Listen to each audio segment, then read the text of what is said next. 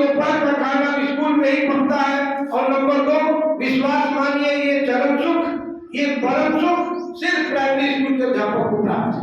मैं पंक्तियां रखता हूं। हमारे मित्र अनिल उपाध्याय जी ये भी अध्यापक है और हमेशा हमारे कवि सम्मेलन में साथ रहते हैं। सुनिएगा कि नंबर 2, हम अपनी पूरी जिंदगी सुरक्षित गुजार सकते हैं क्योंकि ये नन्हे मुन्ने बच्चे हमें कभी नहीं मार सकते। कितना बढ़िया सरकार पे आप होते हैं भैया, प्रणाम करता दादाजी, आशीर्वाद दीजिएगा, मैं एक शब्द बोलता हूँ। अच्छा, आपने कभी अखबार में पढ़ा कि प्राइमरी फिर से पूरा आपने कभी अखबार में पढ़ा, आइए जितेंद्र नगर जी का आगमन हुआ है, भगवान स्वागत भैया। आपने कभी अखबार में पढ़ा कि प्राइमरी स्कूल के अध्यापक को बच्चे ने पीटा? घर वाले भले पीट सकते, इंटर कॉलेजों डिग्री कॉलेजों में बच्चे रोज हाथ साफ करते हैं। हमने आज तक किसी इंटर कॉलेज डिग्री कॉलेज के प्राचार्य को पूरे बाल में नहीं देखा भैया, इंटर कॉलेज में। और नंबर 3, जनगणना, मतगणना, आर्थिक गणना, पशु गणना हमारा शाश्वत कर्म है, जिसे पढ़ाने के लिए पैदा ही हुए। कब पढ़ा? विश्वास मानिए, अगर कोई व्यक्ति कंधे पर झोला लटकाए, आपका दरवाजा खटखटाए और दरवाजा खोलने पर कोई सरकारी कागज थमाए, बिना बताए जान लेंगे प्राइमरी स्कूल का अध्यापक। अच्छा, इधर भी कोई प्राइमरी स्कूल का अध्यापक है क्या? तो मैं विशेष प्रणाम करता हूँ आप सबको। और नंबर 4, आपके इस पवित्र मंच से, इस पवित्र अनुष्ठान से अध्यापकों के सम्मान में पंक्तियां रखता हूँ कि नंबर 4, वैसे भी हमारा काम बहुत ही हाई क्लास है, टॉप है, क्योंकि हम जिन्हें पढ़ाते हो आदमी का बाप है। ये मिल्टन की उक्ति है। दरअसल बीच में अंग्रेजी बोलना पड़ता है, उसे लगता है कि अगला व्यक्ति विद्वान आया है। भारत में भैया जब तक अंग्रेजी नहीं बोलिएगा तब तक कोई आप विद्वान मानेगा ही। और नंबर 5, आदरणीय हमारे वरिष्ठ नागरिक बैठे हुए चाचा जी लोग, गांव में ये ग्रामीण क्षेत्र है भैया, पूरा साहित्य गांव का आपका व्हाट्सएप पे आता रहता, मैं बहुत बहुत प्रणाम करता हूँ। गवई संस्कृति और लोक माटी की जो महत्ता है उसका आप उसको जिलाए हुए हैं। गांव में ये जुमला है, कहते प्राइमरी स्कूल के अध्यापक का बचपना नहीं जाता।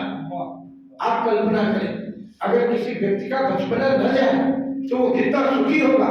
और तब माँ सरस्वती से, माँ के इस प्रांगण में माँ सरस्वती से 4 पंक्तियों में याचना करता हूँ कि माँ मुझे बस उम्र भर सच्चा बना देना, माँ मुझे बस उम्र भर सच्चा बना देना, ज्ञान से तुम भले ही कच्चा बना देना, और मैं रहूं निश्चल हमेशा देश हिंसा से नहीं, हो सके तो फिर मुझे बच्चा बना देना, हो सके तो फिर मुझे बच्चा बना देना, हो सके तो फिर मुझे बच्चा बना देना।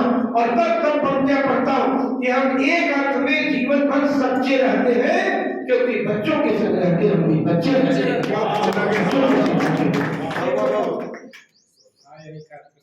मित्रों, हास्य व्यक्त के लिए आया हूँ आपके दरबार में।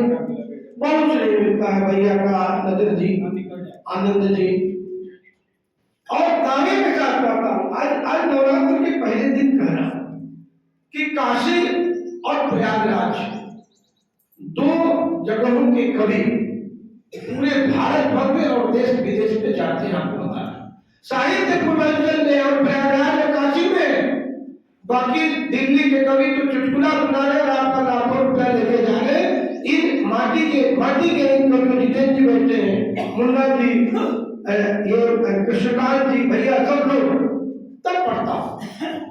हाथ से कहा नहीं, एक कविता पढ़ता हूँ हाथ से कहा नहीं है। आप सब जानते हैं, पति पत्नी के बीच में एक योजक चिन्ह होता है, जिसे अंग्रेजी में हाइफन कहते हैं। ये भाषा विज्ञान की चीज है। मैं इसलिए बता रहा हूँ ताकि आप मान लें कि मैं सही में विद्वान आदमी हूँ। हाँ, उसको हटा कर मैंने ये कविता लिखी है, सुनिएगा, बहुत अच्छा आप सब सुन रहे हैं। अच्छा, हाथ से कहा नहीं, आप किसी से परिचय कराइए, ये मेरा भतीजा है, तत्काल सगा भतीजा है।